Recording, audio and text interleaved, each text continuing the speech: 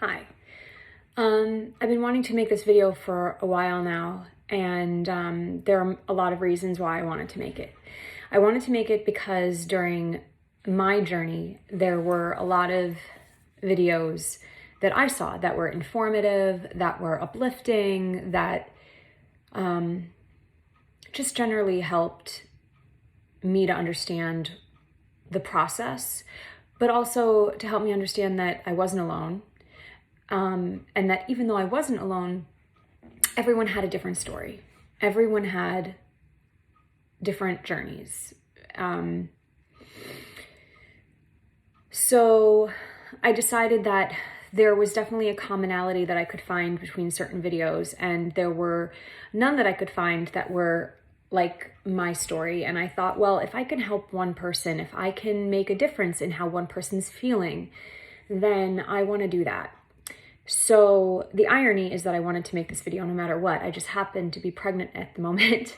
But I'm early in my pregnancy. I'm only about 9 weeks now. So I probably won't be putting this out on the internet just yet. But I still wanted to go ahead and just get it going since I've been thinking about it for so long. So I am 42. I was 39 when I got married to my wife, and we pretty much knew right away that we wanted to have a family, and that time was of the essence. And she's a little bit older than me, and she's been in a couple of car accidents, and I wanted to carry the baby anyway, so it was never even a discussion that I was going to be the one. And I'll never forget our first doctor's appointment where I explained how first we wanted to have mine, and then I wanted to have my wife's, and the doctor kind of smiled and giggled and said, "You're very romantic." Anyway, so things that I didn't know when we started.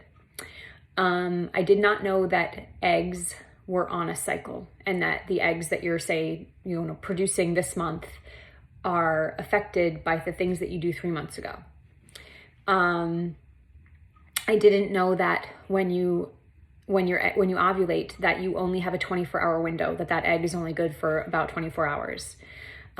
We were dealing with donor sperm, frozen, and that only has a 24-hour window as well, versus fresh sperm, which has 5 days. So I know that there have been some couples who have been fortunate enough to have a friend or decide to go with a live donor. We were not comfortable with that, so we went with a anonymous donor who, again, it's frozen sperm, so 24-hour window on that.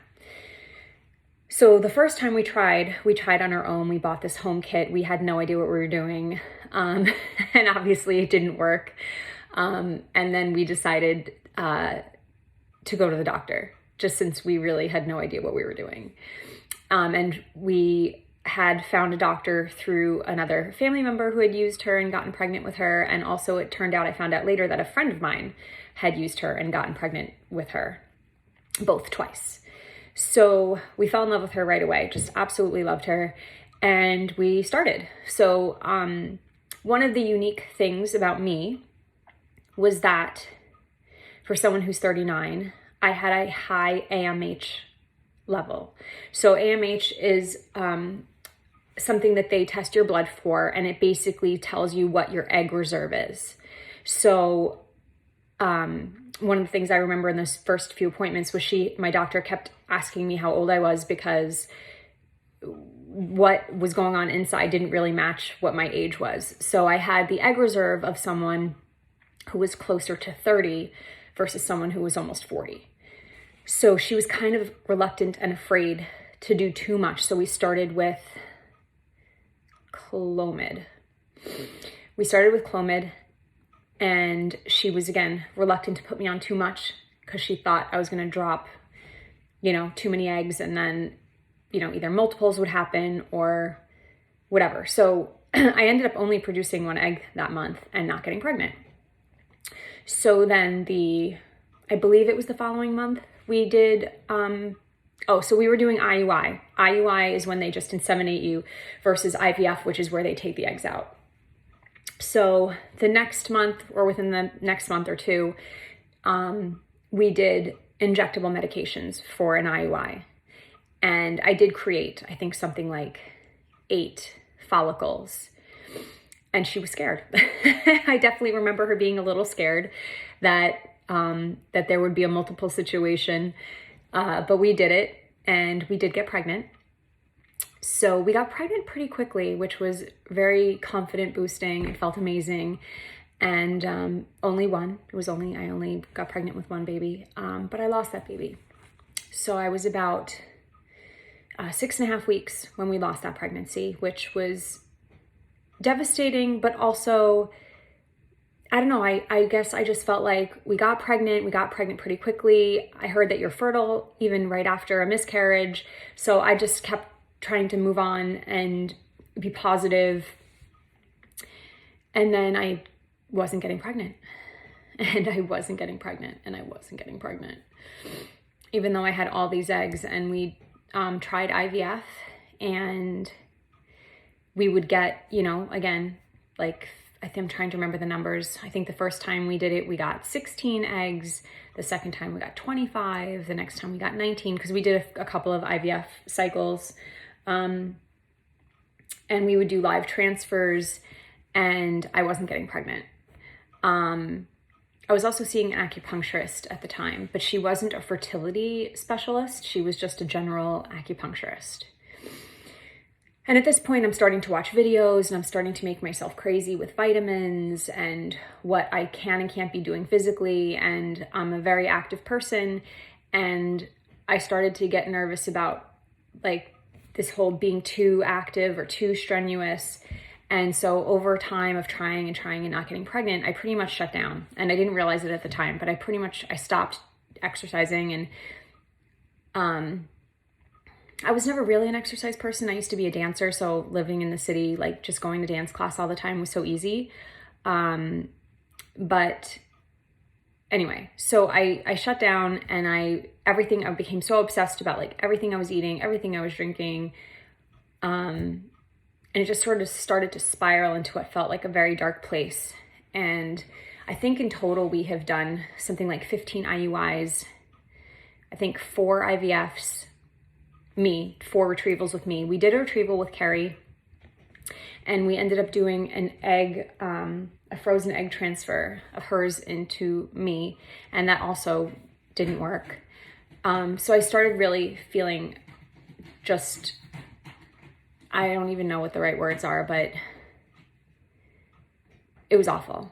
I just felt awful all the time, and it was awful. So I decided, and it's been 2.5 years.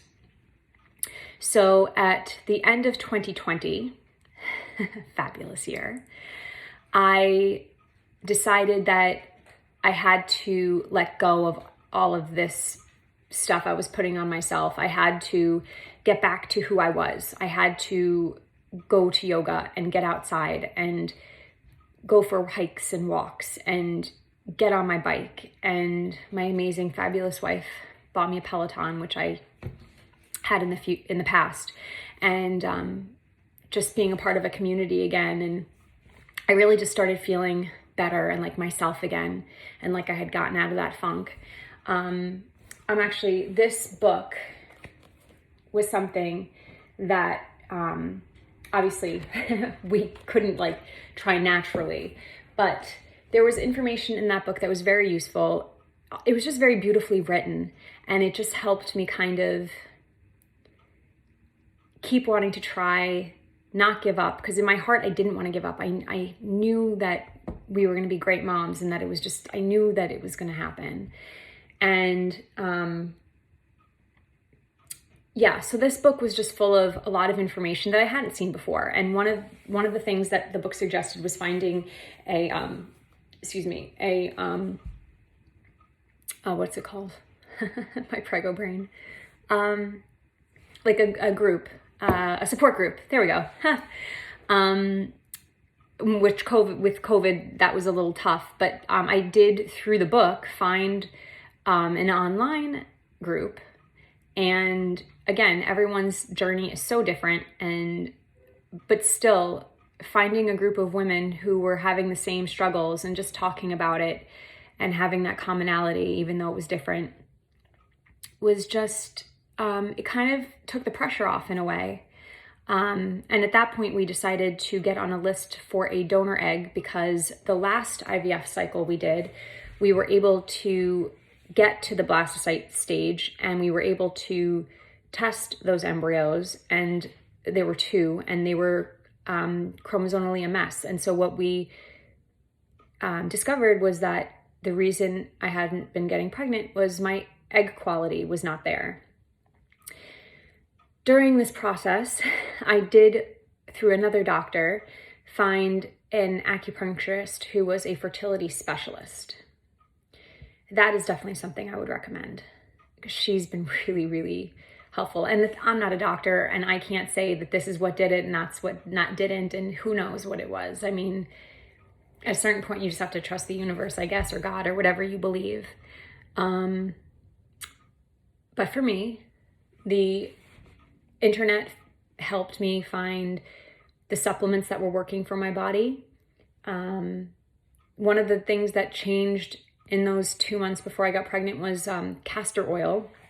There were a lot of videos that recommended castor oil, and they recommended it with not a heating pad, with a water bottle, which I did. But then they also recommended this like fleece fabric, and I really didn't like it. And I found this other woman who just was applying it directly to the area that you were supposed to apply it to, and just putting a washcloth over it, so that, because it stains, so that it wasn't getting on anything. And that's what I ended up doing. So again, I don't know if it worked. I don't know if it didn't. Castor oil has been around for a really, really long time. It's recommended for a lot of different things, and it couldn't have hurt. So that's one of the things that I was doing. One of the other things that I was doing that was different, that I found in this book, was drinking water first thing when you wake up. Waking up and just guzzling a ton of water. Again, have no idea if that did anything, but I'm pregnant. So that's one of the things I was doing different when it happened. But again, exercising, and I have read a lot about women who say that once they started exercising all the time, they got pregnant. Again, I don't know if that's what did it. Maybe it was a combination of things, but just know you're not alone out there. And whether your AMH is high or low, I don't think it really matters. And another thing that my acupuncturist actually kept pushing me toward IVF. And when we did IVF, I would get OHS, which is an overstimulation of your ovaries. It was absolutely awful and excruciating. And again, we weren't getting any results, and we were very lucky that we have coverage, but IVF for most people is very expensive. So I read this article about IUI in the UK and how they felt their studies found that in women in their 40s, there wasn't really that big of a difference between IVF and IUI. I do have a friend who has like a genetic thing, that her husband carries it too. So it's like a recessive thing. So I guess in a situation like that, IVF is great because you can test your embryos and make sure that the baby doesn't have that before you transfer it. But I feel like in a lot of cases, if you have the patience over time, that IUI is a lot less invasive. It's a lot easier on your body. And I mean, in most cases, your body's doing the right thing. You know, you're not getting pregnant when it's not right. So IUI is what worked for me, and I'm 42. And it worked for me when I was 39. Yeah, so I guess that's about it. If you are interested in knowing what supplements I've been taking, feel free to comment below. I'm sure I have forgotten a lot of things I wanted to talk about, but this video is already 15 minutes long, so I'm going to stop there, and I can always do other videos if you have other questions. All right, guys, be well. Good luck. See you soon.